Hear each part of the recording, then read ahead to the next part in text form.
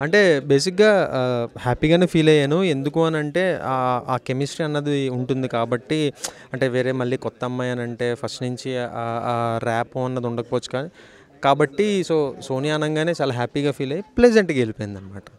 అలాగే ఇప్పుడు యూట్యూబ్‌లో గానీ, రీల్స్‌లో గానీ ఒకసారి జూసి వదిలిపెడతారు వీడియోస్. కానీ మీరు పదే పదే జూసినప్పుడు అభిమానులు మీకెలా అనిపిస్తది? చాలా హ్యాపీగా అనిపిస్తదండి. అంటే ఏదైనా సరే అది ఏ మీడియం అన్నా అవ్వచ్చు. అది రీల్స్ అవ్వచ్చు, లేకపోతే యూట్యూబ్ అవ్వచ్చు, ఓటీటీ అవ్వచ్చు.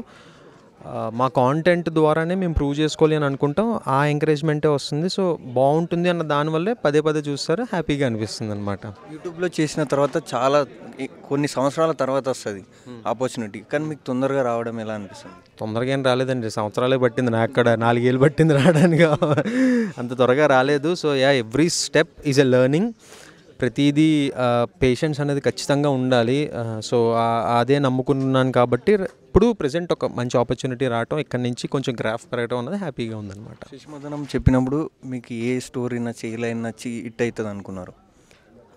బేసిక్‌గా ఫస్ట్ ఇది ఒక క్లీన్ కామెడీ అన్న పాయింట్ నాకు బాగా నచ్చింది. అంటే ఓటీటీ అనంగానే మనకి కొంచెం బౌండరీస్ ఏమీ ఉండవు. ఇష్టం వచ్చినట్టు చెయ్యొచ్చు అన్న థింగ్ నాకు దీంట్లో కనపడలేదు.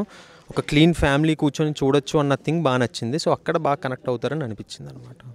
అలాగే మీకు మీ జోడీని చూసి సూర్య జ్యోతికర్ లాగా అని ఎవరైనా చెప్పారా? చెప్పారండి, చాలామంది చెప్పారు. 'రితేష్ దేశ్ముఖ్' గారు 'జెనీలియా' గారితో కంపేర్ చేశారు. అలా హ్యాపీగా అనిపిస్తది అంతే. ఓకే, మనకంటూ ఒక ఇది ఉంది అన్నప్పుడల్లా హ్యాపీగా అనిపిస్తది. అలాగే ఇప్పుడు ఏమైనా మూవీస్ కొత్తయి చేయబోతున్నారా?